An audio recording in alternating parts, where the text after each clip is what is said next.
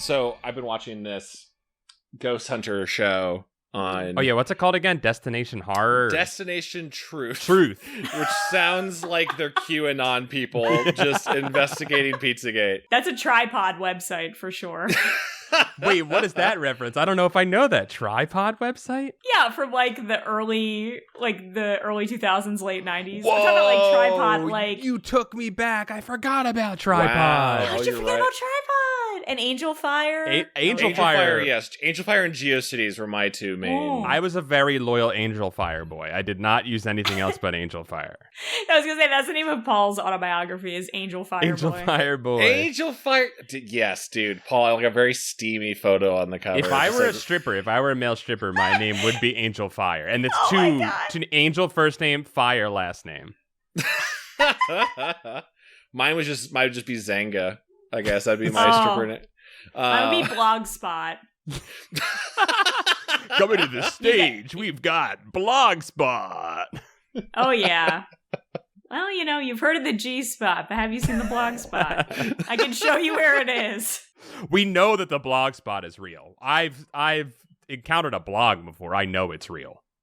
I was trying to dissect why Tripod was a new alt-right political site. Like Parler, or is there something I thought it was like a web, here we go, going back to 1998 things. Was it a web circles? Was that what those were called? Oh, web ring. Jacquie, I thought you knew about some alt-right web ring that we didn't know about.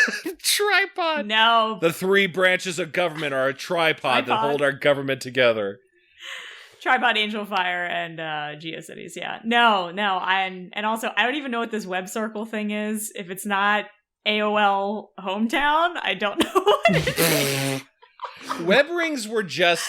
Paul, tell me if I'm wrong with it. Web rings were just websites saying, hey, we like this website, so this is going to be part of the Gundam Wing web ring, where you just click through all the sites, because every site's just a page, right? That's kind of what the rings were? They were glorified hyperlinks.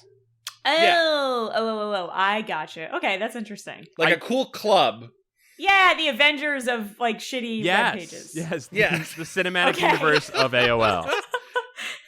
There were arguments early on the early days of the internet. I was I don't know if this site's good enough for our web ring. I don't know if they can join it. that they had those arguments, and then at some point they were too cowardly to kick them out, so they just all quietly removed a website from the ring. Oh my god. And they were like, guys, I used to get 10 clicks a month, and I've been getting 2. Did you remove me from the ring? This ring has to be unified and connected. What's a ring that's broken? It's just a fucking U. It's just Yeah, Chad. You know.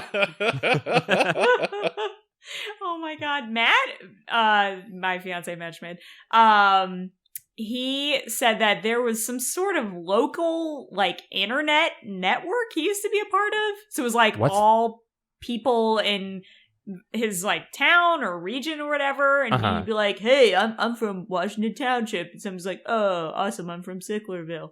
And I'm like, I don't remember having that kind of... No, Bucks County did not have that. No. And honestly, good, because thinking about all the people who live there, I'm like, yeah, I'm super glad there wasn't a gross uncle in Bensalem talking to me. We would have gotten to the point we are in the country now back then if Bucks County had that. We would have furthered along the decay of American society decades ahead of time. Honestly, we would have ASL'd ourselves to fucking oblivion. Yeah. If we're just rapping here. If you don't know, this is Goosebuds. I just realized we're rapping, and we haven't introduced our friend Jacquie. Oh my god, hi. Hi, Jacquie. Thank you for joining us. Thank you for having me. Jacquie, tell us a little bit about yourself. My name's Jacquie. I have a tripod website. It's called it's called What Is You Fighting For? It's called /tilde they had tildes in them. With a capital U.com. Yeah, the U is capitalized because U is the center of truth. It matters. It won't work if you don't capitalize it. No. It won't go there. The first case-sensitive website. But jokes aside, I don't know, I'm a human.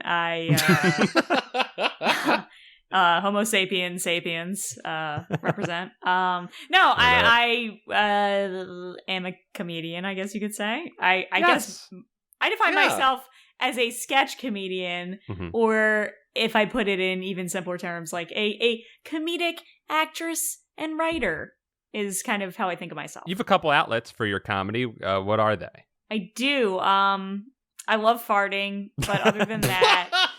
That's your medium of choice. That's most of the work I've been doing recently. But I have a sketch duo with Matthew Schmid, my aforementioned fiance. And we do sad, funny things. And then I'm part of a larger group called the Flat Earth, which is a bigger sketch group. And that's actually how Matt and I met.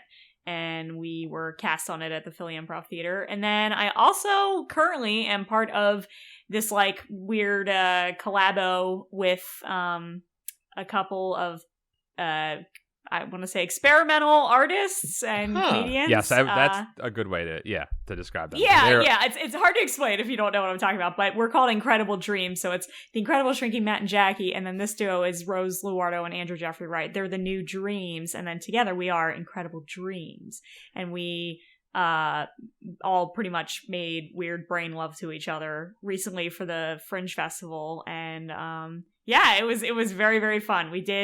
We made homemade genre movies, basically, and then we had a live show from our house in Cinnaminson, New Jersey, where we pretended like we were having like a sleepover party, and it was like a VHS. We were all sharing the VHS tapes that we rented, but really they were all starring us and filmed in this very house. So that's really cool. It was a really great show. I got to watch it. It's a great show.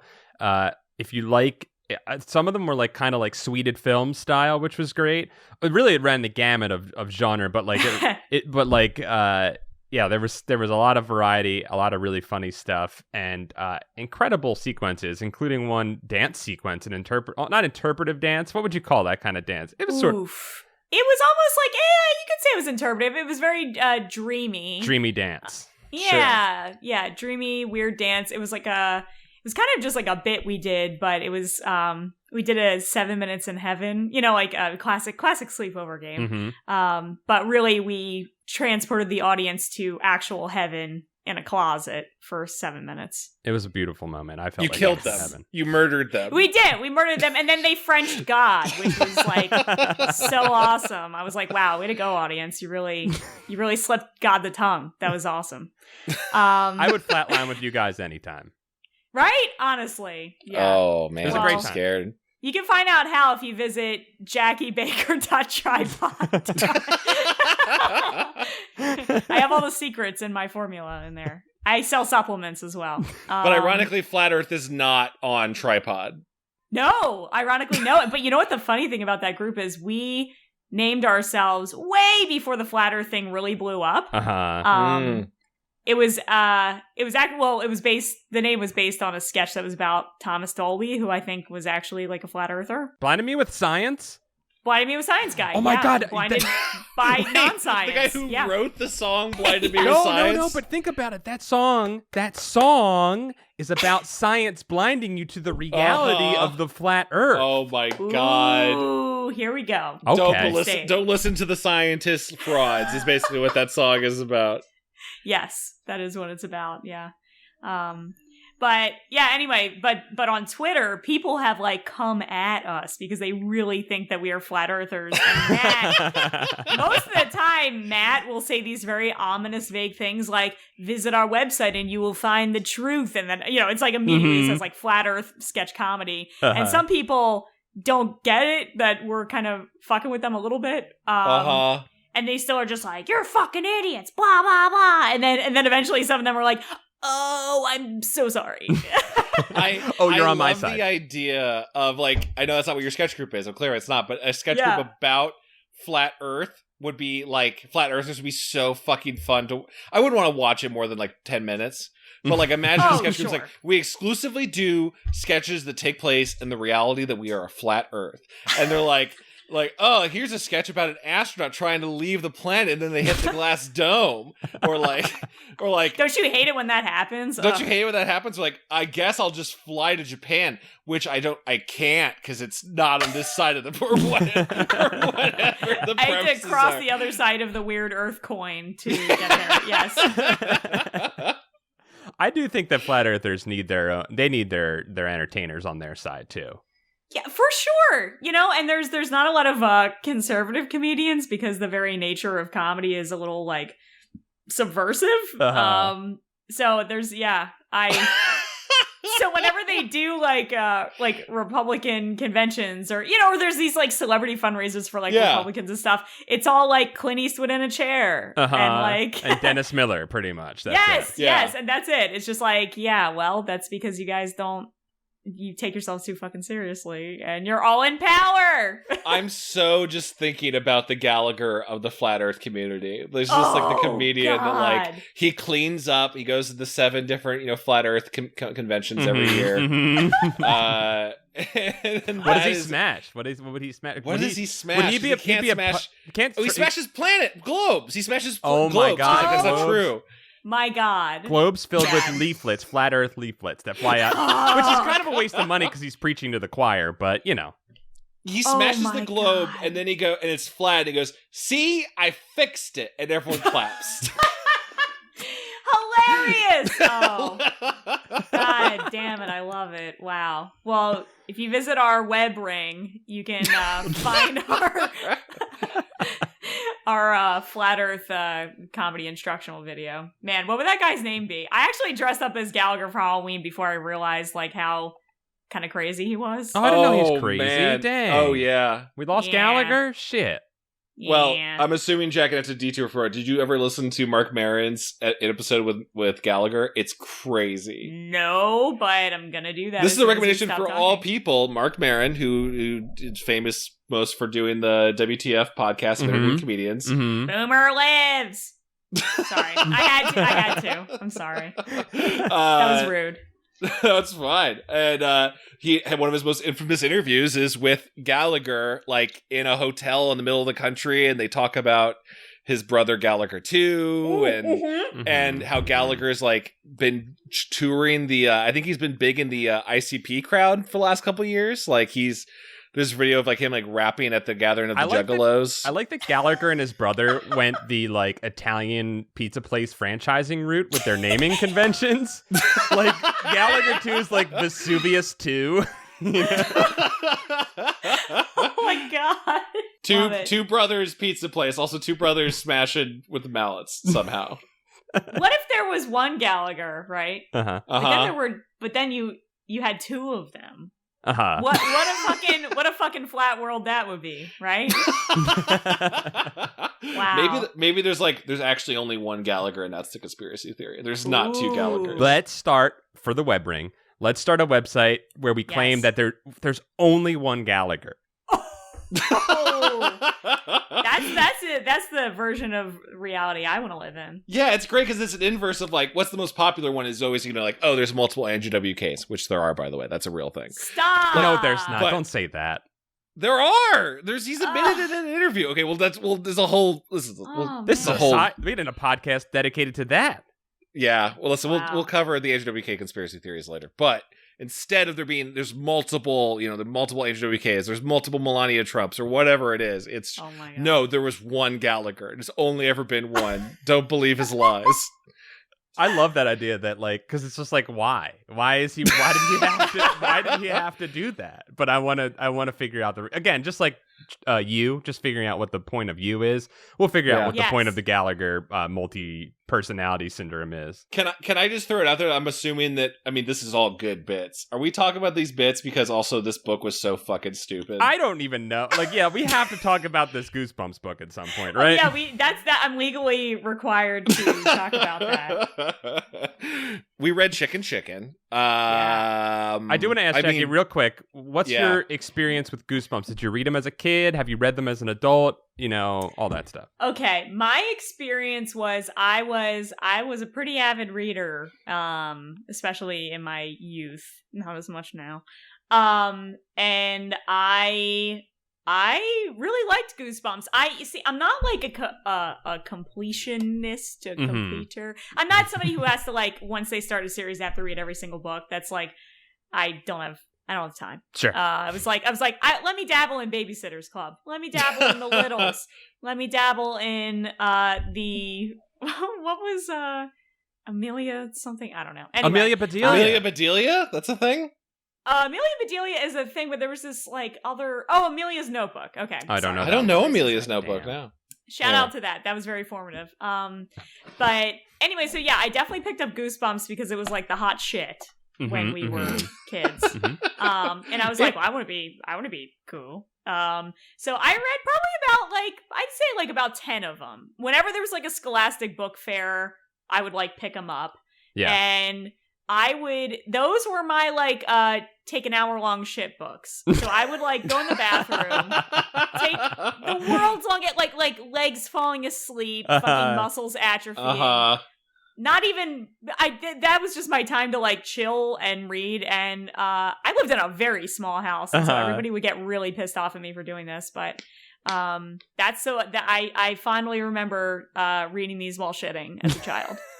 And I hope you do too. I hope you have a similar That's memory. great, because I think RL, writing those joke books, which I feel like were kind of toilet humor books. Yes! He just has a long legacy of this is what you eat, this is what you read while you defecate. Right?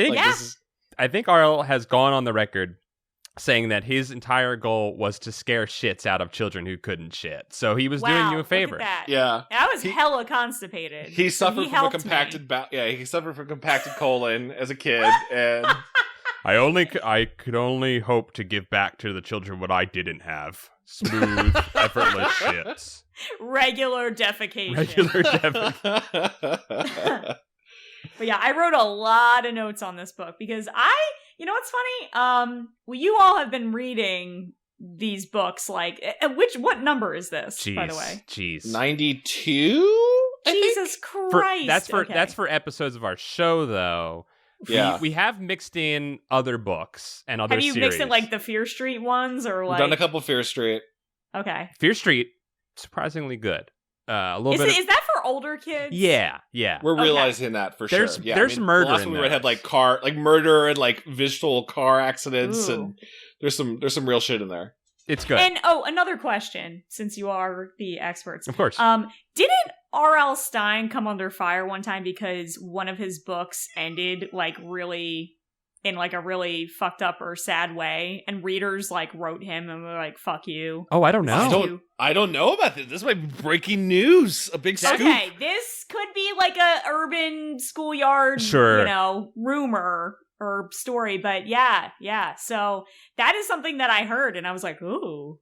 I thought you were going to tell me that like RL had like a J.K. Rowling like fallout where just like he decided to get on Twitter. He better not be a transphobe. I swear to God, he better not. It would break our hearts. It would break our hearts. We'd have to shut this whole podcast down.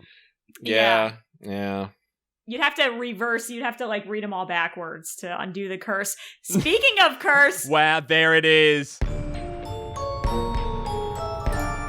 Wow, that was a good segue. Thank you. Chicken is a story about chickens and children that love them. You didn't read the book, did you? That's literally my book the report. First line is, I hate chickens. That's the first line. Fuck. I didn't get past the tagline on the cover. Which it's a finger-lickin' nightmare? What? Can we unpack that phrase for a second here? Yeah. What does it even mean? What does it mean? It's like KFC. There's 11 patented herbs and spices of scares. Of fear. Okay. Of fear, and you're gonna not want to lick. You're gonna lick all your fingers with nervousness. Here's how I interpreted it. I don't know how you guys feel about this, but I interpreted it as, okay, if a nightmare I was having had a hand in front of my face, and I had to lick the mystery hand, that would be a nightmare for me. That's the only way I could interpret it.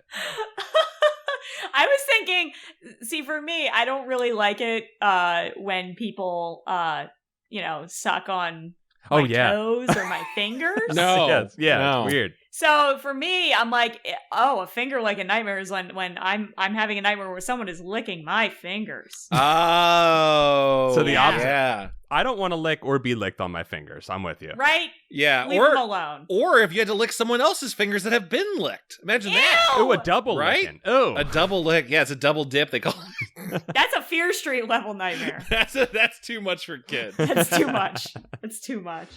See, I didn't make it past the cover. That's what. Oh, okay, yeah. Well, these kids don't like chickens, like Jackie pointed out. Yeah. Especially Crystal, the main character, with a very 90s name. Mm-hmm. And what was her brother Cole, who also I thought felt very 90s too. Yeah, well, also Crystal's full name is Crystal Pepsi. I just want to call out that's especially the 90s. And Cole's full name is Cold Water Creek.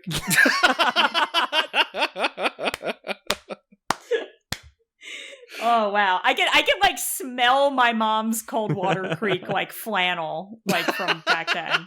It smells like stale cigarettes and kind of marital issues. It's a name I hadn't heard in a long time. I just flashed back to like Eddie Bauer and Thomas Kincaid paintings, just like as soon as you said Cold Water Creek. Suburban just norminess, yeah. Chad is from Indiana. He understands what our lives were like. Oh, shit. Okay, and you're from the Midwest, and this story is set in Ohio, from what I understand. Yeah, or maybe they were just learning the song for Ohio for another reason. Oh, yeah, I forgot about that. It's a drippy song. It's a drippy song. A drippy song. Did you have an Indiana song? Shit, do we? I don't know. About Hoosiers or some shit? All I can think of is the IU theme song, which, by the way, wouldn't you realize that every college theme song is like 10 other colleges' theme song? Oh, you know what I mean? Suck. Like, they're all the same. They just repeat. There's just like themes, like college themes are just like, oh, North Dakota's has lyrics about North Dakota, but then you realize it's the exact same rhythm and tune of Alaska's or whatever. Like, oh, we didn't even like get a unique one? You're really cracking this thing open for me, Chad. I didn't know about that. Sorry, not to ruin your... And it's not one for one. Listen, if someone's going to email, go like, no, Nebraska's original. Fucking Cornhuskers. Now I'm going to go throw out all my university greatest hits CDs because I can't listen to them the same anymore. They're all in the same key and everything. If you layer them like you can layer Nickelback songs, they're all the same. Oh my god. It's the same 3 chords in every single song. Wait, Chad, can you sing the IU song? I'm very curious about this. Shit. Okay. Did you go to IU or is just I went to Okay. I went to IU, the main college. They even like teach it to you your first like initiation day or whatever. What the fuck? Indiana, we're all for you. Okay, all right. I've breaking all the words we're going to be Indiana. Da da da da da. And true. IU. That's the way. There's more. There's fight for the cream and crimson. I remember that part. The what? The cream and crimson. That's our colors. Our cream and crimson. It's blood and cum. That's what our colors are. You're like Slayer. That is pretty metal. Wow, that's Thank you. Shit. I butchered. There's probably some Hoosier that is just absolutely mad about whatever. So the book takes place in Ohio. So chicken. Yeah. So here's the thing. These kids live with their parents who are coders, who are... Okay, thank you. Can we please talk about that? That was interesting. I completely missed that. They're coders? They're coders. Well, they're computer programmers, yes. Yeah, they're coders, which I thought was really interesting. These parents are well ahead of the curve because they're living that cabincore lifestyle in like 1995 before it was ever a thing. Yeah, and they're living in Ohio. They moved from wherever city they were in to Ohio, and they have a chicken farm. And this is fucked up, I think. I don't know how you guys feel about this, but you know when like a kid wants a dog, and like the parents are like, "You're gonna have to clean its poop up because you want the dog. You're gonna have to take care of it." Why do these parents? They wanted the chickens, and then they make the kids take care of the chickens. It's your chickens, parents. I saw a lot of issues with these parents. The parents are, and this is a plague that I was not that I was immune to because I come from like working class family that's very like loud and kind of explosive, but these parents seem a little distant. Yeah, these are the most like head in the sand parents. Yes, I think I've ever read in a Goosebumps book. As Goosebumps experts, we are well versed in the aloof parent, which is a major and trope. I wonder if that has anything to do with R.L. Stein's parents or not.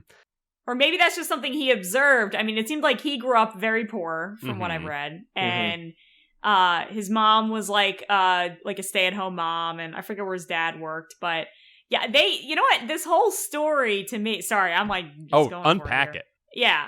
This story to me seems like an exploration of kind of like, the Ohio that he might have grown up in like the 90s that he's like writing this in. Mm-hmm. So you have a bit of like suburban techie flavor here, but it's set in a place that he knows very well. Yes. And then another thing that I noticed, which you might have noticed too throughout the books, is like the dynamic between Crystal and Cole. You have like the major like big sister energy, which I can 100% identify with, unfortunately. And then the younger kind of prankster boy, and R.L. Stine seemed like he was kind of a little prankster boy, but he was actually the oldest in his family. So I found it very interesting. I'm like, look at him going for both perspectives. We have certainly unpacked the lore of Goosebumps in our mind, I think, in this podcast. Paul, tell me if if I'm wrong, is that RL was a sad little boy who couldn't go outside because he had all the allergies in the world. And he wrote stories about terrible things happening to kids because he couldn't be with them. Mm-hmm. Oh, that makes a lot of sense, really. And that was that, and also humor is a way that people try to connect with people too. Yep. Oh, and, like, scaring them, like that's a way to get a visceral connection with somebody. Like a quick, to like elicit that reaction. Yeah. I love it. I don't know. Matt was very much like that kid who was like kind of like shy and not that confident, and then he just wrote a lot. I was like a little too confident, but also I wrote like really weird stories because I wanted to like I was like very tiny. I wanted to like have a big presence, and I wanted to be taken seriously. All right. And, like, so I would use my weird little brain and write stories about like the world beneath the couch cushions. Yeah, that sounds magical.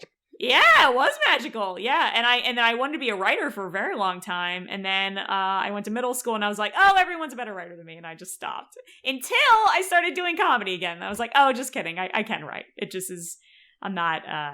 I'm a little verbose, as you can tell. Yeah, but So you could relate to RL a little bit, then, is what you're saying. A lot, yeah, definitely. And like reading these stories, like I was very into like kid lit when I was a kid. Mm-hmm. I know some kids like weren't, and some kids' parents actually like read stuff and were like, oh, here's this book. No, my parents did not read. The only book I've ever seen my mom read is like a Jimmy Buffett book that she had out of the library for like 10 years. It was A Pirate Looks at 40 or 50. I don't know. I'm not going That's to read what it. his book is called? A Pirate Looks at 40? Yeah. What? Or 50. Whatever. Yeah.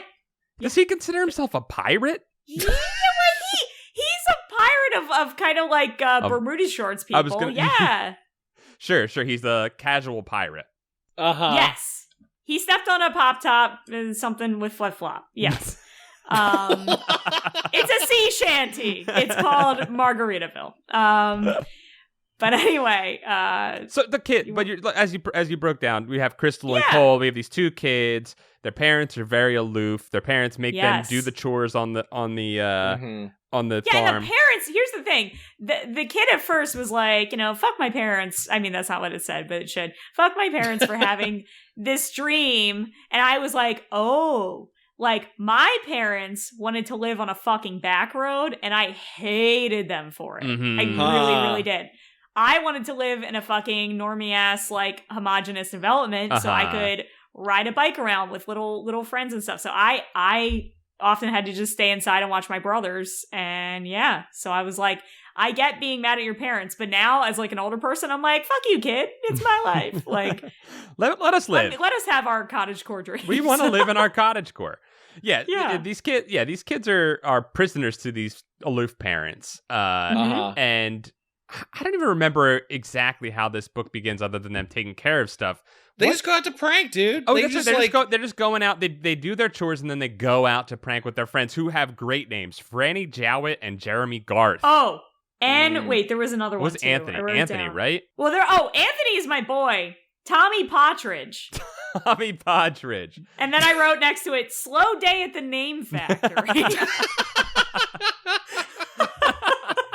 Let's really mull this one over. Really go all versions of Tommy Partridge. There's there's like a Beautiful Mind type a board up with just the different combinations of names. Yeah. The sign that says this many days since a terrible name is just falls back to 0. There's workers' comp for just like fucking. Oh, we shame. did a bad one today. Fuck. Oh, Shut it down. Poor Frank. He got crushed by a Tommy Partridge. Just fell right on him. Yeah, so these little fuckers are going around, right? They're doing little pranks, which I love. It's cool, but they decide to prank the town witch, which is the dumb move. Who they call a sorceress, and I was like, bitch, it's witch. Come on. It's a witch. Well, they have this like strange of like respect for her. Like they say, like every kid fears her and is convinced that she's a witch. Crystal's a good kid. She actually, against She is a good peer kid. pressure, she tries to tell the kids, "Hey, don't prank her. That's mean." She tries to stop it, Yep. But they do it anyway. but they do it anyway. Mob rule. Can we talk about Mob this rule. first prank? The mob rule prank, yeah. Well, all right, we're going to pour water in her mailbox. Yeah. Okay, yes.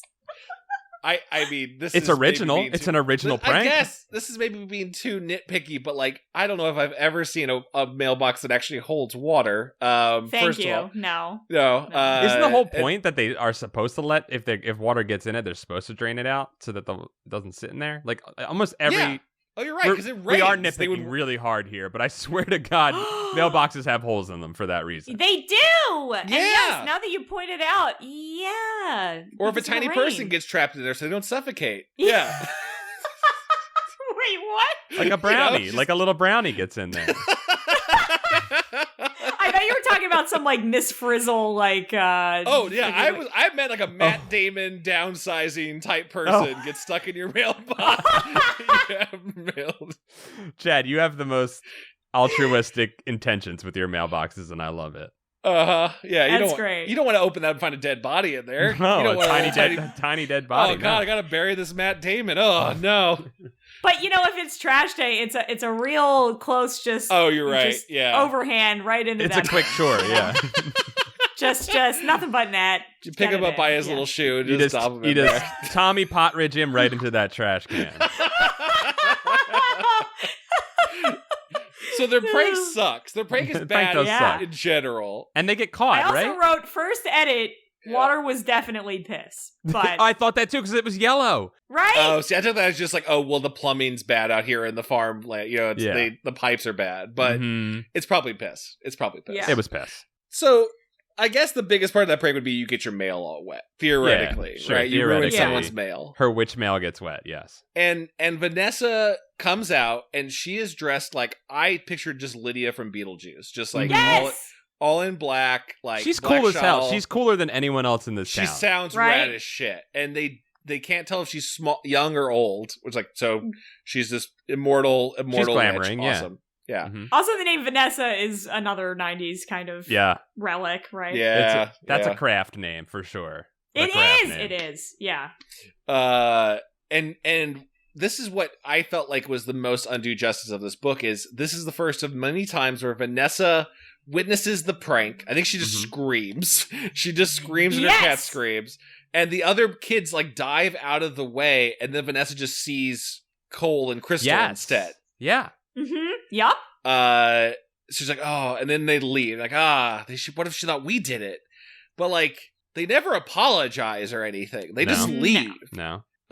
Which I guess is part important for the book later, but that really bothered me. Yes. These kids, like, I really thought out of other Goosebumps books, these kids particularly really suck. Chad, I thought about that too. I Really? Yeah, well, these kids are dumb. These are some of the dumbest kids we've encountered in a Goosebump. Interesting. In a Goosebumps Okay, book. because I didn't know because usually in kids' books, I think of kids as being especially clever. The adults are kind of dumb because that's kind of what every kid wants to read is that Right. the adults don't know what the fuck they're doing. Right. There was a little bit of that in this, but okay. So you felt though that these kids were especially kind of fucking dumb I in the way think they. yeah, Paul, please. Their motivations are insane in this book. I don't even know Okay. how to. I do not know how to follow their motivations. I was reading it at, like, we could probably skip ahead pretty quickly to this to where Yes. the actual magic starts to happen, and it happened like halfway through this book, and I was like, Yeah. okay, the kids and the family and the town is going to have to deal with this, but he Yeah. finds a way through the stupidity of these children to not have that happen for the whole book. You're right. We should we should cover the other accident. We're just going to talk about for 1 second the curse. Then it causes the actual curse. Yeah, nothing else in the book happens before. Wait, you're talking about the sponge head? Around there, yeah. Well, there's the multiple fake outs of like, oh no, I slammed the fridge on my hand, which was one of the dumbest ones we've ever had. And then like maybe Vanessa made you do that. I'm like, do you guys just think witches can do fucking everything? I mean, they can. Witches are powerful, but they're blaming everything on. I've the seen witch. The Craft. Yeah, I've seen. Fariza Bulk could fucking murder all of us right now if she wanted to. But they go to the grocery store where two of their friends are playing a game called Egg Catch. Okay, that is some I wrote down that's a poor kid game because I was like I have played games like that where it's like we don't have anything, so let's just like my game was take a driveway rock and throw it at Dad's truck when you think he loves the pet dog more than you. So. And I would play that game a lot, and you know what? It felt good. I like that game. Would you tell him that the dog rustled up a rock and kicked it out of his truck? Would you try and blame it on the dog? Well, here's the thing. I was maybe under the influence recently, and I hung out with my dad, and I was I'm gonna just... Sometimes I like to get real, and it gets real uncomfortable. You take no but prisoners. I'm like, let's do it. And I was like, Dad, did you love the dog more than me? Because I totally used to throw rocks at your truck. And he was like... His response was great, and it was perfect. He said, well, I mean, the dog was with me a lot. But anyway, and my brothers would play I'll Race Ya. That was just the game. Sure. Use your body. You just run to a spot. Use your bodies in the world around you. It's free. Yeah, I don't want to sound too elitist about, like, poor kid games. I understand. You got to make games what you have to do. I just feel like egg catches... Unless you're at like a fair, like a festival. Yeah, the eggs were free. They had the eggs sitting around. So That's true, with the terrible chickens. Yeah. Maybe there's foreshadowing of them like playing fast and loose with like a chicken's life. I know they weren't fertilized eggs, or maybe they were. Maybe these fucking kids are savages. Maybe they're trying to take these. Yeah, maybe they're trying to cut down the number of chickens. They're trying to make this thing crash and burn. Maybe that's what it really. But they're playing egg catch, and they go to the grocery store, and. Again, they just bump right into Vanessa, so she's not that much of a shut-in. She's going to, like, Ralph's, right? Like, bitch has to eat, yeah. Yeah, she's getting food. And the three other kids are the ones that knocked into her, and they just, like, fucking run. Is that what happens again? Is it that? Or I thought they actually bumped into her because someone got hit in the face with an egg or something like that. Well, I thought it was the two boys were like wrestling, weren't they? And then they like pushed each other against the like window of the store. I had to kind of reread this because I kind of like forgot what happened. It was honestly a pretty confusing, like that sequence was very confusing. Yeah. It was, but then she came out the door, and I think like Crystal was trying to like break them up, and then something happened where like one of them or whatever they like bumped into her. Her groceries went flying. She did that weird gothy like, oh, and then the one was it Anthony? Yeah, ran away, and he was like, I'm sorry, and ran off. He like ran away. But that's way worse. That's way worse to me. Saying I'm sorry, but then you're just leaving is way worse than Crystal and Carol. Yeah, you can't hit somebody with a car and then drive off and scream I'm sorry and it's okay. It's still a hit and run. Right. Yeah, so then there was Anthony was like, sorry, and he ran away. And then Cole and Crystal were there, and then she does the thing where she kind of mumbles some things, and then she points to the both of that. He points to one and the other and says like chicken or whatever. It is definitely a thinner. Like it's a thinner situation we have on our hands here. And during a party later in the book, there's a blueberry pie, which I think is an allusion to thinner. I think he's admitting that this is a thinner situation. I don't remember his blueberry pie an iconic food. Yeah, that's thinner? Like the curse, or I think it's like a cherry pie. He like she curses and she makes him eat it, and that's how he gets unthinner. Interesting. I recently watched Thinner, a terrible movie, and that's what happens in it. Interesting. Yeah, the blueberry pie, what they said it was as big as like a pizza. Yeah, it's a pizza pie. Yeah. Oh yeah. Also, these kids. Yeah, this is Ohio. They are making some big fucking food. Yeah. Which I don't understand, by the way. Can you please explain this? Well, I mean, listen, it's a football territory, so all the kids need to be grown to be territory. as big as hosses as possible. is my logic for it. You have to warm those stadium seats. Yes, exactly, right? Yes. Also, I do think this detail you reminded me of, Jackie, is earlier on, they foreshadow the birthday cake. They set it up. They do. In a way that I thought was like, oh, this is more work than they normally do for important plot stuff. And they're like, the kids are at the store and they're looking in the market and they're like, oh, this is, her name was like Lucy or something. What's her name? Yeah, Lucianne. Yeah. Not important really to the story other than they go to the birthday party. They're like, oh, that's Lucianne's cake. You think? It's got her name written on it. And I'm like, why are you dude giving me lip? Author, like, I didn't ask that question. I don't know why you're being mean to me. And so they go to the birthday party later and that cake is there.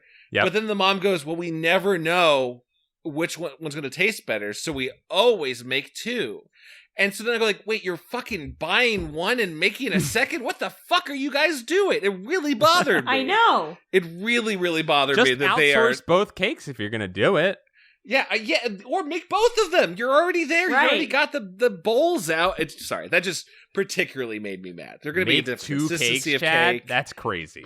Yeah, I don't know. What are you doing? You know what made me like pretty as mad as I can allow myself to be at a Goosebumps book was the choir stuff, and maybe we don't have to get to that now, but they really bungled it. He really bungled the choir. I was like, you sir have not been in the chorus. I was here because we could say this whole section is pretty much the kids are starting to act like chickens. So they get chickened, right? And then I believe they go right to pretty much we essentially go right to Mrs. Mellon. Mrs. Mellon, great name. Just a slow day at that name. The whole town. The whole town. That factory shut down ages ago. Yeah. I wrote down this line because sometimes I think as we get further and further in this series, Jackie, this is an explanation for you about why I wrote this down. As we get further and further in, I do think that RL through maybe repetition has started to just spit out a couple truth bombs every now and then in these books. And I just had to write this line down where he really summed it up pretty well. Mrs. Mellon was late, so the boys shot paper clips across the stage at each other with rubber bands, and the girls talked about how dumb the boys were. And I was like, yeah, he's spot on with that one. That's some truth right there, RL. Yeah, that was very middle school. Yeah. That was real. Yeah. Real shit. But then, this is the first, the choir practice, right, was the first real... The first chickening. Sign of the chickening. Yes, the first chickening. And Cole, which, I have a story about this too. Yeah. I really could talk about this book for like 5 years. No, but Cole is the younger brother, and he is not one, but two solos. Do you know how much that would piss me off? Oh, wow. I hadn't thought about that. Yeah. Were you a choir kid, Jackie? Fucked up. Yes. And I was not great. Like, I'm not bad. I'm not a bad singer. Jackie's a good singer. But I'm not like a powerful solo singer. I'm like let me blend in and do a lot of dorky like harmonizing and shit. Mm-hmm. That's like where I shine. But anyway, I would have died for a solo. I tried out for them, and I was very like meek when I tried out for them. Mm-hmm. I would try out for one now. But anyway, I actually was in a play with my younger brother. We were doing a Christmas Carol in high school. And they're like, we need a Tiny Tim. And I was like, oh, my brother Kyle is very precocious. He would love to do that. Mm-hmm. So he got to be Tiny Tim in my like senior year of high school, where I was like one of the other poor Cratchit kids. And I loathed him for it. It was my idea. And I was like, fuck you. I was like, in my head, obviously, I was very proud of him outwardly. But I was like, I never get any fucking lines. So I'm like, Crystal is being a fucking champ about Cole having these solos, by the way. Yeah, she was like handling it. She could be really petty, but she wasn't. Crystal's a good sister. Yeah.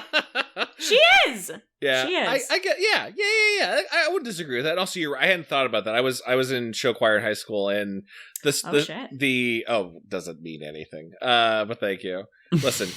Listen, I was in a part of a very good barbershop quartet. It's very... Yo! What was your name? What part did you sing? I was a bass 2, the lowest. The easiest. Yo! Where you just gotta, That's great. You just gotta do... Yeah, you just gotta do, you're just the bed of the song. Bop, bop, bop, bop, bop, bop, bop, bop. Easy. Oh my god, Easy. Chad. Easy. Do you have a cool name, Chad? did our barbershop quartet.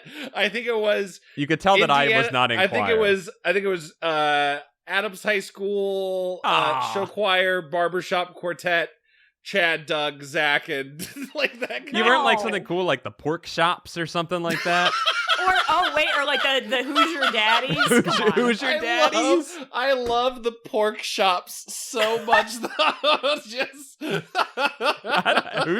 Hoosier Daddies is pretty damn incredible. We you know what? We didn't even try it at IU College. There was some like famous barbershop quartet group of like 30 dudes that would like recruit every year, and they'd go on Oprah for the holidays called Straight No Chaser. This is some Pitch Perfect shit. It was some Pitch Perfect shit for sure. We also this is before Glee, by the way. I don't know about your era, Jackie. Like when we were just, I think we tried really hard one time to do a performance of Outkast's. Not Hey Ya, the one Bombs where Over Bad Dad? No, God, that would be amazing too. Right? In the video, they perform in a high school dance. That's why we're even doing it. The Way You Move? Roses Really Smell Like Poo. Roses, yeah. Roses. It's called Roses. Sorry, Jesus. Like, that's all right. Not cool stuff at all. And then 5 years later, Glee's like, wow, you could do pop covers. Like, yeah, we should have done that. But... And they have this issue. They talk about that during this choir practice because they're like, well, we didn't practice. And Lucienne's like, I think it's Lucienne. It's like, well, could we just play albums and lip sync? And everybody laughs thinking it's a joke. But Crystal, in this weird moment that he writes into it, Crystal looks at her and is like, she's not fucking joking right now. I know. She's got some brilliant idea there. Crystal is pissed that she does not, that she's not dedicated to Sparkle Motion right now. And also it seems like the teacher is all flustered and is like, oh, we don't have enough time. Well, why? Why didn't you have enough time to get all your shit together? Miss Mellon. Yeah, what the fuck? I know you're having a divorce right now, but still. Throw yourself into your work, Miss Mellon. Jesus. But yeah, but anyway, then here's the thing that really got me, is that Lucienne is the only soprano. I don't fucking believe that for a second. No. For those of you who know, there's the uppermost vocal range for females is soprano. Mm-hmm. And when kids are that age, there's barely any like actual male parts. Everyone almost sings kind of the same-ish part. And then you kind of start. I mean, Cole's in fucking 5th grade. He's not a tenor. He's not a bass. Mm-hmm. He's like a fucking alto. So the fact that Lucienne A is the only soprano, and she was like, I'm really struggling with the high parts, then why are you soprano? And then Crystal says, oh, I like this song because I get to sing those like high parts. What the fuck is that? Listen, like, anyway. Listen, this choir teacher was probably like ours, the one man who had been to Broadway one time and saw a show. And he's trying his best, and we're just gonna do some numbers, okay? Let's do the Ohio State theme song, everybody. Mm-hmm. God. Yeah. It just kind of makes me sad. I'm like, these kids really don't. Greene County is fucking them up. They could have better. Maybe I'm a little spoiled, but I do have to mention that my high school was the home of Justin Guarini, and then I had his choir teacher. From so Justin to Kelly, Justin? Yes. Yep. From that one to that one, yes. Did he talk about it all the time? Was just like Justin came from... I made Justin the man he is. Chad, you have no idea. It was pandemonium. My first day of high school, we had Good Morning America was at my fucking high school. And we're like, all right, shepherd all you fucking sleepy ass teens into a gym and let's all cheer because Justin Guarini. We had a fire drill one time. We'd just go outside and then a Fox helicopter flew over us. It was like, look at these fucking assholes. That's where Justin Guarini went to high school. And then Fox, I'm serious. It was big. Nothing happened in Doylestown. Historic high school of Justin Guarini almost burned to the ground tonight on Fox. Jackie and I went to rival high schools, actually. We did. Our high school was famous for Pink going to it. Yes. But we did not talk about it. We did not talk about it because It is way cooler. We were too cool. We didn't talk about Pink. We didn't flout it like East did. Well, you know what? Justin Guarini, I'm sorry not to get off on a Guarini NATO, but Tornado. Guarnado. That's what this I web ring is called, by the way. The Guarini NATO is what. That's a drink. That's a drink that he's famous for in Doylestown that he's popularized. It is. Wait, but this fucker was everywhere. I'm serious. Fox had, for the finale, they came to our high school and threw a giant party where we all were there, and they, interviewed our, choir teacher on stage and shit. It was nuts. And then in the years after American Idol, motherfucker was still floating around. I'm like, don't you have a record deal? He popped in at my brother's, they went to a middle school, and he popped in there for, the middle school's 50th anniversary, and I did, a Habitat for Humanity event somewhere in the middle of nowhere. And fucking Justin Guarini shows up and sings, and I'm like, what is this motherfucker doing? It's 20 degrees out here. He's really paying it back to the community, right? He's just, I'm never forgetting my roots. The community was all the moms and grandmoms were really stoked, and then all the teenagers were just like, why, dude, why? Get out of here. Man. All we want to do is get the fuck out of here. We want Ruben. Here? Get us Ruben. Oh, Ruben. I love Ruben. What happened to him? Did he die? I hope he's fine. I think Ruben's okay. Yeah. Okay. Nothing bad has happened to any of the American Idol contestants. But then Justin Guarini moved into my house. That's actually a thing that No also way! happened. What do you mean he moved into your house after you moved out? Yeah. Yes. Okay. Correct. He became your roommate. He lived in your attic. From Justin to Jackie. Yeah, no. No, he moved out. My mom had a rental. She was renting in Doylestown in this big ass weird house for no reason. And yeah, I was in college at the time. So honestly, I never even crossed paths with him. But my brother's like, yeah, I fucking met Justin Guarini. He was fine. He was fine. He got his girlfriend pregnant. I don't know. I think that's right. So I'm telling you, the specter of Guarini was it was nuts, man. It's crazy. Anyway, I had pretty good vocal training in high school. So Cole sings like a chicken. So he sings like a chicken. And this kicks off what might be the funniest series of images and sequences in a Goosebumps book of all time. Really? I thought this shit was fucking funny. I had to write a note, this book is hilarious, because I was cracking up anytime these kids acted like chickens. It was funny. It was funny. It was funny. And there's big giant bluck, cluck, clucks. Oh, there's a lot of blocks, which I don't think is a chicken sound, by the way. I don't think they block. A lot of that is the default. I'd say the most horrifying part is Crystal. Her big first transformation is that her lips are hardening into beaks, which I think is really could be scary. It visually could be done very well. Yes.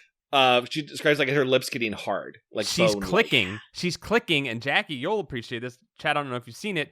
I was getting distinct Hereditary vibes when she was clicking and stuff. Sure, I hadn't thought about that. Scary. Yes. I didn't even think about that, but now I can't get that out of my head. Yeah, it was scary. It was scary. That's what I was thinking of, Jackie. It was scary. and this has happened in 75 pages into a 150 page book, and I'm like, this shit's gonna get dark and it's gonna be cool. Yeah. It doesn't. It never gets dark and it never gets cool. That's why it's a little. That's why these kids are so dumb. Is there's one moment around the middle where they are like, "Hey, mom, you need to look at us. We are transforming."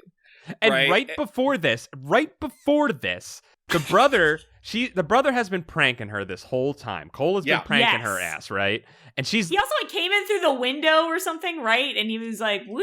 Yeah, he dressed up as a witch. He took his mom's good funeral veil, black funeral veil, and dresses up as a witch.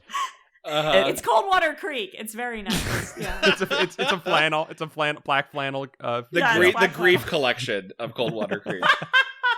The rugged grief collection. He wears that. He pranks her with that. He's doing all kinds of crazy pranks. You can't trust this kid, right? And she doesn't believe him when he's clucking and bucking at during choir, and she yells at him when she gets home that he's doing this stuff. And I think this is when her lips are starting to bone up, right? Become exterior bones. And she doesn't believe him. And then he shows her the feathers growing out of his neck. In a puberty allegory that we all saw coming from a mile away, right? Also, thank you. Right? This is very puberty. This is very puberty. And he plucks them out. She plucks one out. It hurts him. And then here's where they start to act dumb. She realizes that her brother is telling the truth because she sees the literal evidence being pulled out of his neck. Instead of going to mom and dad and going, look, there's fucking feathers growing out of our neck, and plucking them out in front of them. They pluck them all out. They shave the wiry pubes of their new pubescence off, and they hide it away in shame. And then you could have proved it right there. Yeah, no, dude, multiple times in this they get rid of the evidence, so to speak. Yeah, but they're terrified. Like, the only stakes they ever say is sometimes Crystal goes, what if my parents didn't believe me?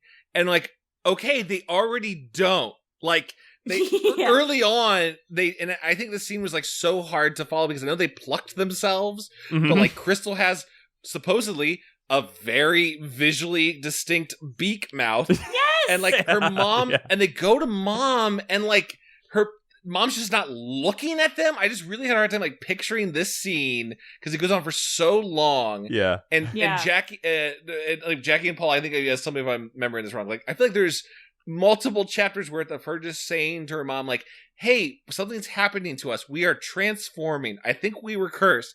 And the mom just like not hearing it. Like, like I think R.L. Stine was like edging this whole reveal. Do you know what I mean? Like, I think he was just like, how can I just further prolong it? It's like, come on. Like, it's so obvious. But then again, I mean, the parents are a little aloof, and it's like, and you know, they have this barbecue, which I guess is like a big thing. Like, what? Yeah. And it's like the whole town's coming to our little barbecue. Okay. Oh, yeah. Someone's bringing over 2 barbecued chickens. Because I make mine too spicy. I'm like, okay, so at some point these kids are going to get fucking cut up and eaten. That's what I thought the story was going to go. I was expecting that too. And I like that. That was a bit of a red herring. Yeah. Because I was like, oh my God, the parents are going to like, maybe they'll turn on the kids, you know? And there's the end of that one chapter where the mom says something like, oh fuck, what is it? It's like, you know, oh, well, maybe we should eat you for dinner. I don't know. She says something like that as they're like turning into chickens, and I was like, ooh, that would be a real dark spin. At this point, that's what I assumed, honestly, Jack. Like, I couldn't remember what the plot of this one had been, and the parents were being so aloof that I reasoned the twist had to be that the parents are like intentionally going to eat. Like, please, Vanessa, turn our kids into chickens for us because we're hungry, and you're gonna find out that the chicken coop was like other because kids they loved their chickens more than they loved their children because they were around much them more. Like my dad loves his dog. Yes. I had to write this down. I was writing notes about this, and I wrote this note out, and that's when the puberty thing dawned. I wrote the kids simultaneously want help, but also for nobody to pay attention to them, and then that's where the fucking explosion happened in my brain. I was like, oh my God, it's puberty. It's puberty. Yeah.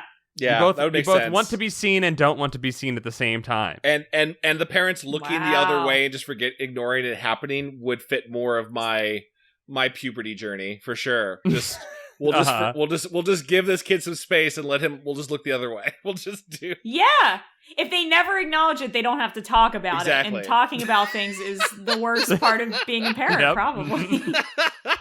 Seriously. They only had the kids to have them as farmhands. That's the only reason they had them. They don't not for feelings. Farmhands, not feelings. Possibly for feeding as well if they are eating them.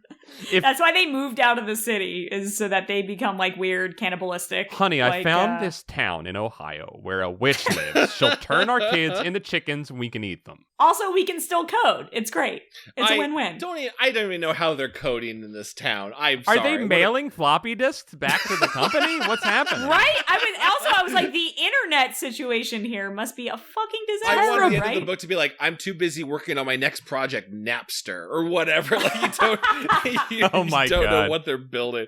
But this part of the party, it sounds like the whole town's invited, right? By the way, right? And they're even like, Anthony's like, I can't show up. My parents are going, but I gotta play basketball or something. Like, all right, that's kind of weird, but sure. Like, it sounds like what happened is Crystal and Cole end up becoming obsessed with the chicken coop in the back and just start eating seed in front of everyone. Oh, yes. Yep. And then time passes. Like clucking and blocking, fucking, yeah. Clucking and blocking and fucking and sucking. They're doing all of it. Sneed and feed, or whatever that Simpsons joke is. I had to write a line down. I think it's actually from the night before the barbecue, but it just made me laugh. It's just a real funny line. Will I ever enjoy cake again, I wondered? Or will I have to pull up worms from the ground and suck them through my bird lips? Sickening thoughts. Bird lips. My gross bird lips. My bird lips, and then sickening. I love that. Not enjoying cake and sucking worms through your bird lips, both equally sickening thoughts to this shot. Yeah. Oh my. Well, there was something about the time cut of them being obsessed, compelled to peck at the seeds. Their animalistic brain is taking over. Like, it is almost like the author just didn't know how to get out of that scene. So he just wrote like, and then the next morning, my parents sure were mad. Mm-hmm. I really embarrassed them. Anyway, I went to sleep. Like they just moved past it. They moved past it, and then the next scene, I'm pretty sure is, and then I played basketball like a chicken. Okay, and that's the next all chapter. right. Yes. There's nothing in the rule book that says a chicken can't play basketball. That's Crystal true. finally gets to be a starter, whatever that means, and then and she chickens it up. She like can't her little like chickeny neck is moving, which I thought was like well written. I like that scene. It's a funny scene. It's fun. Well, it's funny because she's finally getting what she wants, but she can't actually enjoy the thing that she has. I think that is funny that she's been terrified, right? There's been no relief for herself or her plight. Right. And then she's like, I did really want to play in this basketball game though. Like I know I have this curse, but like this is the big game. So I gotta get out there. And she I was hoping for like a thing where like her bird feathers allows her to like dunk.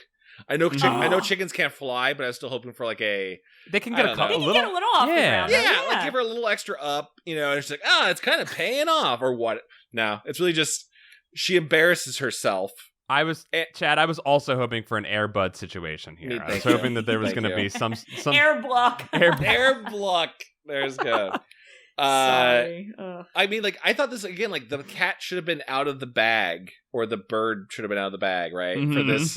Because she describes it like, while she's dribbling, she just can't stop flapping her arms, and, like, leather feathers are shooting down her legs, and everyone can see, and she just runs away. This is the fly situation. This is halfway through the fly, and he is, like, half fly man. And she is a disgusting monster, and people should not be okay with it. But she left the middle of the game, and like no one called her parents. Like, right? Like the coach was like, well, I guess Crystal didn't want to be a winner today. And then like what? They went back to the rest of the game, and then maybe they're like, you know what? We know her parents. They kind of fucking suck. Let's not even. Let's all just stick our head in the fucking sand here. We're trying to get those gentrifying pieces of shit out of this town. I think they go home. Crystal goes home, and her and Cole are like, "Yeah, this is getting pretty bad." And then there's this quote. We want to talk to our parents about it, and they said, it took us each 20 minutes to pluck out all the feathers that had grown during the night. We hid them in my sweater drawer. Yep. Yep. Again, show your parents the evidence. When they see feathers growing out of their skin, even if they don't think you've been cursed, they will take you to a doctor. Like, there's so many times where they just can't let anyone know about the curse, despite them wanting to tell everyone about the curse. It's crazy. And then I think also the small townness of this like doesn't help. It like. No. You know, everybody. It seems like everybody knows everybody's business, right? And it's they literally like cannot hide, even though they're in this like weird kind of rural place. Mm-hmm. Yeah. Well, we read recently, at least this last year, we read How to Kill a Monster, right? Yes. And that one at least sets up this kind of like very basic horror stakes of, well, we're at this house in the swamp with our grandparents, and there's only one car into town. And if the car is gone, you can't get into town. Sure. I help understand now how like these people could be kind of isolated and slowly going crazy as they're turned into chickens. But like they also just like, well, it's a walk into town. Pretty easy. Like it kind of removes any sense of like your suspension of disbelief over why they can't get help. Right. Yeah. That's absolutely true. Again, they've shown no remorse for any of this. It's always been we think Vanessa cursed us, but we're not sorry. So yep. So let's go back. Hey, let's go to Vanessa. Oh, wait for our parents. Sorry, I'm all over the place. They wait for their parents. I know this is an important detail, and their parents just don't show up because they're out late. Mm-hmm. And so they fall asleep, which is like, all right, parents out late on a weeknight, they're swinging or something. Not to read too much into it. Check the fuck out. Yeah, they've checked out. These coders who are out late partying on a weeknight. They're at a rave. They're at a barn rave. Yeah. It's a LAN party. Yes, they're LAN Oh my partying. God, that would be so cool. They're playing StarCraft with other parents. They're hopped up on balls. Oh fuck! Wow, what a specific number. I don't know what happens other than I think they wake up the next morning and they're like, "Yep, still a chicken. You still a chicken? Yeah, we should probably go to Vanessa." Mm-hmm. Yeah. Wait, real quick. Okay. Can we talk about Golfing Anthony? Oh my God, I forgot please. about Golfing Anthony. What was that all about? I don't know. Anthony's like the piggy of this story, Mm-hmm. it seems. He's just like kind of a little dude with glasses. But they like go to him, they're like, well, Anthony was also there during the incident at the grocery store. So if he feels weird about anything, then we're all cursed. So they go to him and they're like, yo, you notice anything weird? He's like, I am weirdly good at golf right now. And he's just like fucking like putting in his front. He like he dug his own little golf like hole. Like he dug a hole. He made in like his a yard. weird green on his front yard. Yes! I am compelled to putt. That's what's weird about it. He's like, yeah, I'm like weirdly good at golf right now. They're like, wow, okay, yeah, no, it's just us. We're just fucked. Yeah, we got cursed into chickens. You became Tiger Woods. Like you're gonna be Tiger Woods. What a weird curse that is for him. Yeah, he's strangely good at golf. They don't check with the other two boys at all. By the way, they don't check with them. No. Oh no, not They could care less about the other two. Franny Jowett, Jeremy Garth, and Tommy Potridge are nowhere to be seen from here on out. No, they all have sponge heads. They're all in the next town, like the one kid they alluded to early on. Yeah, their heads have blown away. Their sponge. Oh yeah, that was please. Oh no, I was gonna say in the very beginning, there's like, ooh, Vanessa's a witch, and they're like, and there's like, oh, I don't know, this one kid. All of a sudden, he did something, and then his head blew up like a sponge, and he had to move to a different town. And I'm like, oh my God, where is this town that all the spongehead kids live? Right? Because... She's doing this shit. She definitely made him into a spongehead, and his parents cared about him and moved him to a place where he could live his spongehead life out in peace. And avoid scrutiny. Yes. But anyway, no, I was going to say, but then they go to Vanessa's. Yeah. And then this is a classic situation here, Jackie, of a Goosebumps book, where... RL, like you said, is edging out this reveal as long as he can. God. And boy, is he. I'm like, just let us come. This is a tantric book of anything. It is. Yeah, they go to Vanessa's house. They see that she's not in there. Their intention, Chad, as you've been hinting at, is to be remorseful and to let her know that they're sorry for knocking her over and ruining her groceries and getting cursed. She's not at her house, so instead of waiting for her to show up, they decide to break into her house, which is a very remorseful act. These kids are really dumb. You're correct. They're just break through a window and just climb in. Very stupid. They break in. She's got tons of books everywhere. They're like, well, we can break in. We'll find the book with the spell in it. Oh. And so the spell that she used on them earlier in the book was chicken, chicken, and she pointed at them. They find a book that says chicken, chicken, chicken on it. Yeah. Take it home. Oh, I was so mad they ran home. That pissed me off so much that they immediately just left. My God, they leave. They cluck their way home. They open it up. And fucking Crystal says, oh my God, I picked up a cookbook of chicken recipes. We gotta go back. We have to go back to the house. We have to retrace our steps. I feel like R.L. Stein was like, fuck, how many more pages do I have to write? Yes, exactly. Exactly that. They go back, they break it again. They go, they throw a brick through another window. Not the one they break climbed another through. Wait, one. also, when you say break in, literally just open her door because she didn't lock it. Like that's how they got it. I was like, if she were a city witch, they would have been fucked. They would have been. There would have been like forever. a shotgun set up with a string also, attached to it. for a shut-in witch, she sure is gone from her house a lot. Just gonna say. Yes, she's also at that land park. For sure. Like on the DL, there's some throuple things going on. Not with now. I'm their 6 parents. pulling these Zerg. Everyone stay out of the fucking way. she is throupling hard with their parents. They're all in on Right? this. You're right. This is Right? this is a Parents conspiracy. hate these kids. They're like, we don't really like these kids, and we're whatever. We're introverts. What? Yeah. This is a conspiracy to curse and eat their children for sure. Yeah. Yeah. They go in and it's a fucking Barnes and Noble in there. They went to the cookbook section the first time, but they meant to go to the fucking curse book section. They find the curse book section, and I don't know how they fucking logic this out, but they decide that if they read the curse backwards, it'll unchickenize them. I know. Yeah, they find the spell of chicken to human. And then they're like, no, we need human to chicken. And they're like, well, first off, I don't know why that book wouldn't have the reversal like attached to it. You know what I mean? Like it would be in the same. Yeah. It's not like it's going to be like alphabetical and you have to flip to H. But they, even though all they saw was Vanessa go chicken, they're like, it says here we have to hop a bunch of times in a certain direction. I'm like, Vanessa didn't fucking do that shit.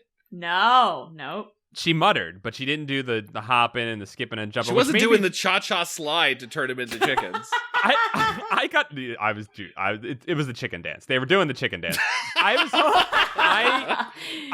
The whole time I was like, does she just fucking like load this spell up? Like, did she do all the pre-ritual before she goes to town? Oh, and sure. she's like, I got that shit on. Like, I have my fucking trigger cocked, and if anyone fucks with me today. No pun intended. No pun intended. I am going to shoot you with some chicken ass curse. I'm gonna get you. She was waiting for the first person to cross her path, and she's like, it better be. It wasn't because they hate chickens or have any connection. She just picked an animal. I had the spell locked up. It was just her favorite. Maybe. Yeah, her favorite dance to do. She just liked doing that dance. She especially on roller skates. It's very satisfying. It looks really good when you do that walk that you do when you're walking backwards, and it looks like the moonwalk. That's what it looks really cool when you do this spell that way. They do the spell backwards. For some reason, it makes them big. They become big. Yeah, why? Fucking giant chickens, like T-Rex sized chickens. I don't know. And then she does it again, and for some reason, inexplicably, it makes them tiny. And then the cat's playing with them, batting them around, and Vanessa shows up in the nick of time. Wait, we're just gonna skip right over Goosebumps' first vor. Like, oh my god, you're right. That was some fucking vor no, shit. You know what, Chad? This is the second vor because I think there was another cat sequence. Wait. Oh, you don't know about vor? What? You don't know about vor? No. Chad. we don't have the time or the real estate to discover vor. It's like if someone on the internet has a fetish of like, you know what's really hot? Being eaten. Being eaten. Gotcha. Okay. This is they have a fetish for like being turned into like a tiny chick and being swatted around like a cat. You know that lit video where they're all dancing on Pamela Anderson and they're tiny and then Pamela Anderson eats them? Someone was like, miserable. That's fucking hot. I hope that happens to me. That's the origin of vor. You just figured out the origin of vor. Holy shit. Astounding. So sorry. It was being described as like, yeah, this was someone's fucking weird fetish for sure when they were reading this. No, but so here's the thing. This is the second Goosebumps book we've read where a giant cat puts a child into its mouth and swirls it around. This is the second time that's happened. Some weird shit there. Legend of Lost Legend, Chad, was another instance. Thank you. Nice memory. There are some kids out there who got like tiny proto boners, and they were like, "Uh-oh, am I into this?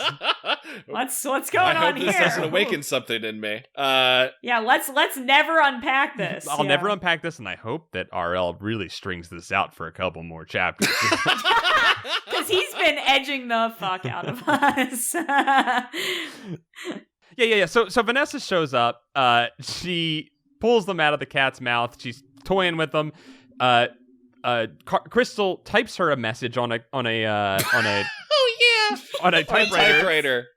And apologizes. And that's when it's revealed that Vanessa is a manners witch. that only cares about manners and curses children when they don't have good manners. Which is kind of rude. Yeah. When you think about it. Where do you get off, Vanessa? Like, to kill someone over, like, opening the door? Your balance is off whack.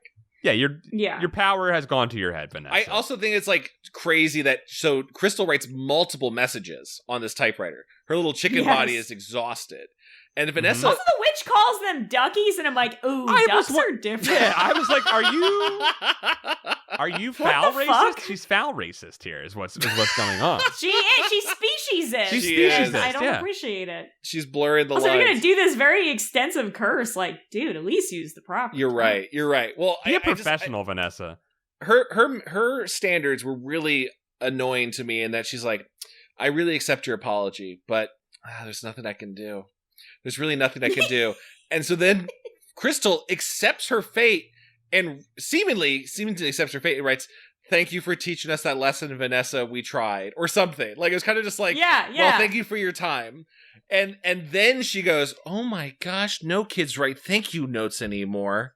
Okay, I'll turn you back. Yeah, I was like, so what the fuck? It wasn't even about the apology. It was like, you want people to write greeting cards. I don't. If you invite Vanessa to your wedding, you better write a thank you note to her because you're fucked. Yeah. Oh my god. Bitch just wants to be back patted, and I'm like, okay. So do you care more about manners or just like self-congratulations? Yeah, this is like if Ann Landers like had spell powers, right? Yeah, she's like, you're welcome. Everyone's like, what? And then it was insane. And then she gives the kids some Coke and they burp, and then she points at them and says pig pig, and that's the end of the book. That's the end. Which is like a kind of a big fuck you, but also like that was a satisfying ending. And have you found that the Goosebumps endings tend to be like creepy still? Like, are they open-ended? Typically they're like this. So as I read this, I was expecting something, you're expecting the twist at the end. Yeah. But this just felt like a really lazy fucking twist. Yeah, this felt like a big fuck you to the reader. Yeah. I sure took it, yeah. Yeah. RL was just like hungover when he wrote this. He was like, whatever. I hate when my kids are rude. I'll teach them. And then he wrote this book as a cautionary tale. But here's the thing. I don't think RL is that stickler kind of guy. No. Like he seems like the fact that he wrote like all those joke books and stuff, like he's okay with like irreverence and like not being taken too seriously. I agree, yeah. But so to me, I'm like, normally I would think in a kid's book like, oh, this witch is like the surrogate for, how kids should act, or, like trying to teach them an actual lesson. But here I'm like, I think it just shows that she's still a bit of a hypocrite, and you can't trust parents, and you can't trust adults. Parents and witches just don't understand. They truly do not. They truly do not understand. Yeah. And that's chicken. Yeah. Jackie, what did you think revisiting Goosebumps? I really enjoyed the experience of reading this book. As we kind of dissected it, I don't think the book is like incredible. There were like, some sequences that are just like, wait, what happened in between that scene and that scene? And, but overall, just like the language, how alliterative it was, like it's very colorful, and like even the cover of the book, the whole package is like so appealing, and I totally understand like why I liked it as a kid. And I still appreciate it now, even if this one kind of sucked. Like it's fun, it's scary without being too like what do I want to say, bleak, right? Sure, or traumatizing. It's just kind of like a little adventure, So I don't know, I liked it. And then when I read more about R.L. Stine in my research prior to this podcast, thank you for doing that. I was just like, yeah, of course that dude wrote this stuff. It's very no, I'm serious. Like, and I could see I enjoyed this kind of stuff when I was a kid, and I could see myself writing something like this as an adult. Maybe not horror, but fucking like weird, sad, depressed kids stuff or something. That's the source of all good YA books is a depressed author. Yeah, 100%. And so I love this shit. It's very much my shit. So cool. Yeah, I was. Thank you so much for asking me to be on this podcast. And I was inspired after I read this book. I was like, oh my god, I wonder if there's any Goosebumps like phone app games. There are. Oh, is there? I'm currently playing Goosebumps Horror Town. Wow, Yep. I had no idea. Is it a clicker game? Yeah, it's almost like Sims or something, where but it's narrative, and it kind of like it's combines it takes place in basically like generic Goosebumps world, but there's characters from like all the books and different levels. You like unlock them and blah blah blah, and you kind of. There are like two protagonist little kids, like Lucy and I forget the boy's name. He's basically the two kids from this book. It's like nerdy girl and kid with slingshot, but then there's was it Slappy the doll? Yes. Oh yeah, the dummy, and so there's like all the fan faves in there. So I would highly recommend it. It's very fun. If this gets me addicted to some sort of like gotcha thing, I swear to God, Jackie, I will. Thank you for bringing it into my life.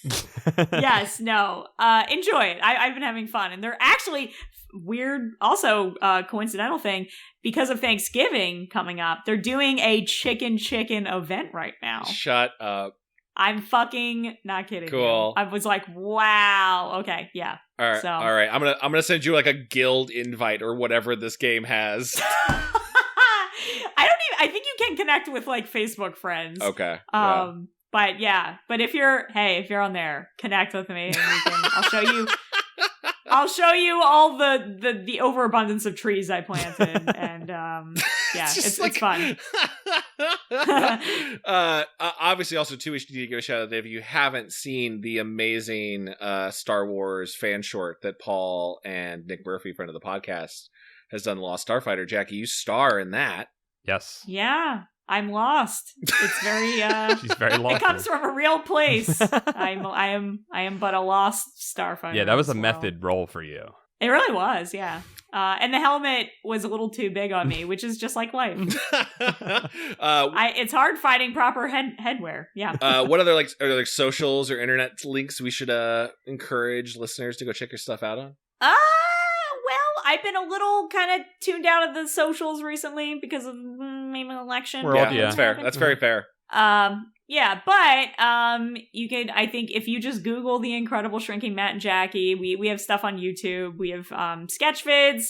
Paul actually filmed one of the Incredible Dreams shorts. I don't know when we're going to release that because we might do more shows. But that one's called Brown Collar, and that one is very like David Lynchy, and we had a lot of fun filming that. That was a lot of fun, yes. Yeah, then he did a fucking bang up job, as per usual. Of course. Thanks. But Incredible Dreams, actually, I don't know when this podcast is going to come out. Yeah, next couple weeks. Yeah. Okay, it already happened then. Damn. I was going to say, one of our films from the Incredible Dream show, House of Guns, was in one. the thank you. Was in the Philly Sketch Fest. There's a virtual sketch festival happening on Friday. Okay. So it is in there. But I don't know. We're doing stuff. It's COVID-y and weird, so I don't have too many plugs. Oh, nice. That's understandable. We'll try to tweet some stuff out from the Goosebuds Twitter as well. Yeah, I highly recommend going to the Incredible Shrinking Matt and Jacquie YouTube page and watching all of the videos. There's some really great stuff on there. Yeah, and you should watch this Lost Starfighter. And also, I was in Spooky Squad. Oh, Spooky Squad. Our Goosebumps. Yeah, which was Paul and Nick's Goosebumps, which was fucking dope, and I was very, very excited to be a part of that. I loved that pilot. It was so fun. And when I was reading this book, actually, I was thinking about the whole puberty allegory thing, and I was like, oh my god, that totally was in the Spooky Squad episode with the werewolf. Bigfoot. Yeah. Bigfoot. I'm sorry, Bigfoot. There's a big hairy guy. Same thing. Yeah, big hairy pubes. Body pubes. But anyway, so check those. Just Google my fucking name. I'm out there. You'll find me. Of course. I don't know. I'm usually Baker Jacquie on things. BakerJacquie. Anyway. Jackie, thank you for joining us. Oh my god, thank you. This was a treat. I'm gonna as soon as I get off here, I'm gonna keep playing Goosebumps Horror Town. All right, we'll see you in Horror Town then. Oh, fuck yeah. All right. Edulator. Bye. Bye, guys. Bye.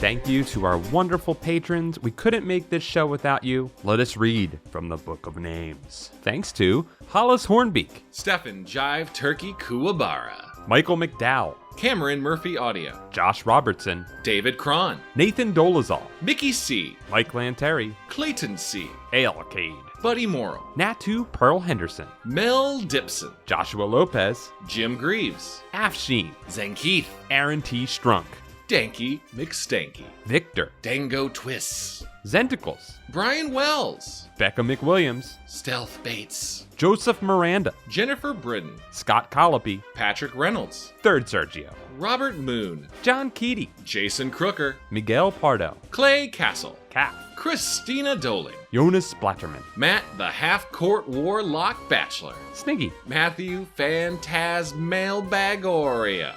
We really need to do new mailbag soon. We do. You guys have sent us some awesome letters. Maddie, Reinfected, Gregory D. Warren, Ishak Arifin, Mikey Jello, Alan Saylor, Cody Redfield, Sam Hash, Bradford Coulter, Rich Hilborn, Dylan Vaughn, Aiden Alexander Dace, Joshua Jacobwitz, Jar Jar Slinks, Misa no likety, but I also like you, Low Belly Hate Me, Justin Wagman, the John D. and Catherine T. MacArthur Foundation, Cardboard Walk, Paul Grasso, Leviathan, Up and Champ, Trans Rights, Jonas Engman, Rug, Alicia Grave, Taylor Dierks, Maloyster, Trent Davis, Carl, Brock Graham, Joe Gorman, Anthony Kuwabara, Elusive Koala, Trendy Moron, Yanni Markovina, Blake Alvarez, Connor Church, Space Tiger, Luke Canoodles, Vincent Modica, Joe, Heath Robinson, Corey Shelley, Brooke X, Christian Vanskever, Jesus Christ, Zam Bambino, Hugh Bolin, Brian Hopgood,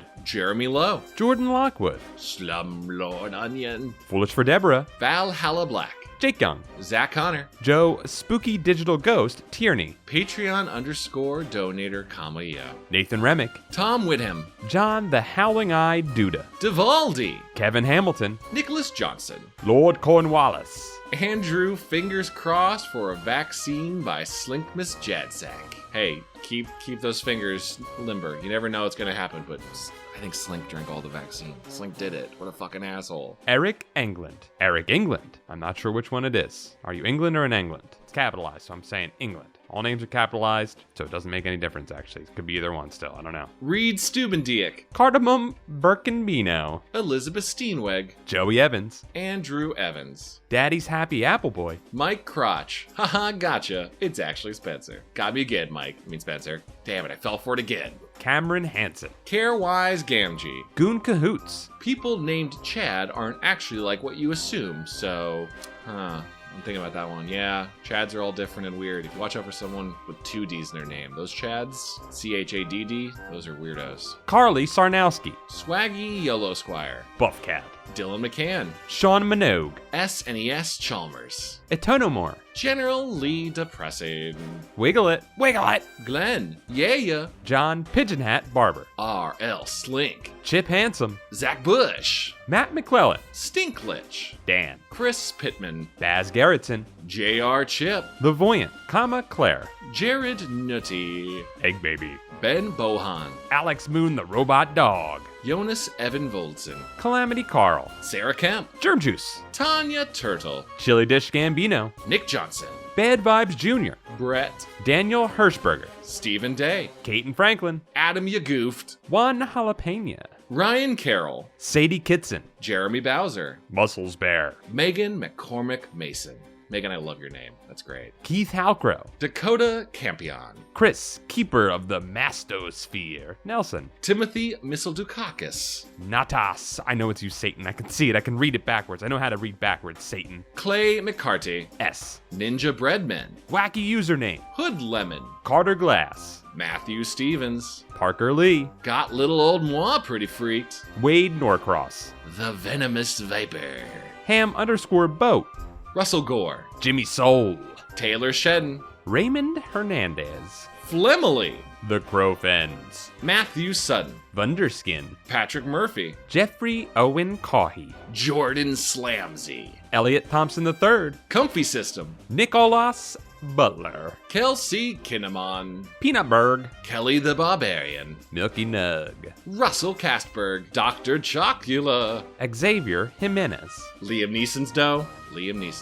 Brendan Arifin, Chris Putrekas, Cod Salmon, Sunset Streak, John W., Meet Virginia, Michael Mello, Adam Muth, Dungeon Kappa, MC Hamster, Zach Weir, Tomjeet Munir, Robert Allen Cook III. You had an exclamation in there, Robert. I hope I nailed the exclamation. The Shrekonomicon, Nicole Watkins, Dylan Napier, Tobias Clark, Julian Lamendia, George Michael from Wham. It's designated Wham. This is, unless, you want to make sure it's not the Arrested Development, George Michael. Either way, George Michael, thank you very much. It's a bummer how you got busted in the bathroom stall. You didn't do anything wrong. Mike Spaghetti Jones, Redemption, Michael Kupka, Ashley Northup, Christopher Dowie. And welcome to our new patrons, Angelo Santone. Welcome new patron, Zoranth, or Zorananth. I respect your cool name and want to know how to say it. Matthew Higgins. And welcome new Patreon, 69 Polly Shore 311. That is a dangerous, powerful name. Welcome. Welcome to the Book of Names. You have been scriven. Thank you, everybody, again, for another month of your support. We couldn't make this show without you. We say it all the time. We mean it all the time. We love you. Thank you all so very, very much. We love doing this show for you guys. Have a good holiday. We'll see you soon. Bye-bye.